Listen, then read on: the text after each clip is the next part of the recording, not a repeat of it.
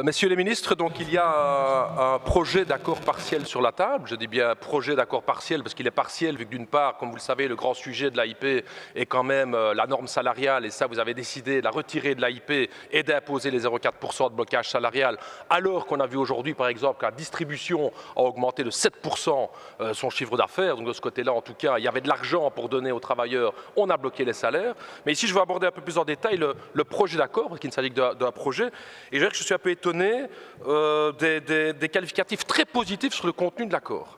Je vais peut-être d'abord aborder la question du salaire minimum. Le salaire minimum, on nous annonce une augmentation de 76 € du salaire minimum. Chers collègues, soyons très clairs, il ne s'agit pas d'une augmentation de 76 €. Ça, c'est la comparaison avec le salaire minimum 18 ans. Mais vous savez évidemment qu'en comparaison avec le salaire minimum 20 ans, parce qu'on a 3 salaires minimums en Belgique, il s'agit d'une augmentation de 14 € par mois. 14 € par mois. 15 € par mois, puis quand on voit un peu plus en détail ce qu'en dit la FEB, il faut toujours aller lire ce que le patronat raconte sur un accord. Franchement, eux, ils sont toujours cash. Ils racontent tout clairement à leurs affiliés, ils ne commencent pas à faire du blablabla, blablabla. Et qu'est-ce qu'ils disent sur le salaire minimum? Attendez, hein, donc, ils sont motivés à la FEB. Hein. Vous inquiétez pas, avec les augmentations du salaire minimum ainsi convenu, nous restons également en dessous de la plupart des minima sectoriels existants.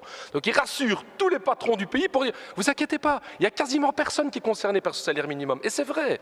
Par exemple, les travailleuses des titres-services ne sont pas concernées, il faut le dire, vers l'extérieur. C'est pourquoi en 2026, on arrive à 10,8 € de salaire minimum. Vous savez combien est le salaire minimum dans les titres-services? 11,35 €.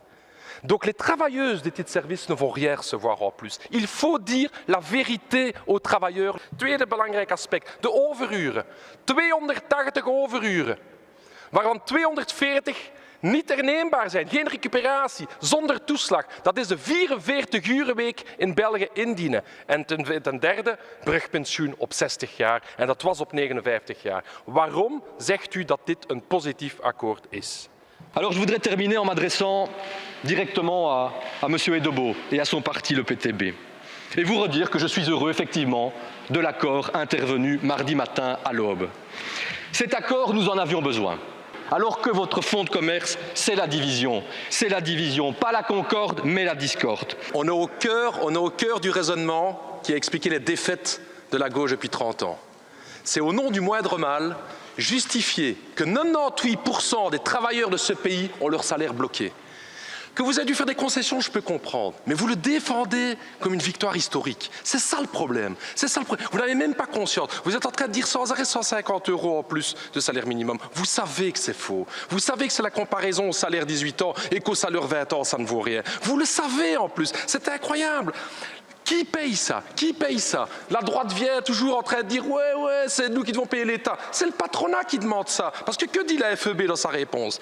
Lorsque malgré tout, le salaire minimum devrait augmenter, on peut s'attendre à des réductions supplémentaires des charges patronales à titre de compensation. Donc même le peu qui est lâché, c'est nous qui allons devoir le payer. Et qui le demande, c'est le grand patronat à la droite. Ce n'est pas les travailleurs qui demandent ça. Les heures supplémentaires, chers collègues socialistes.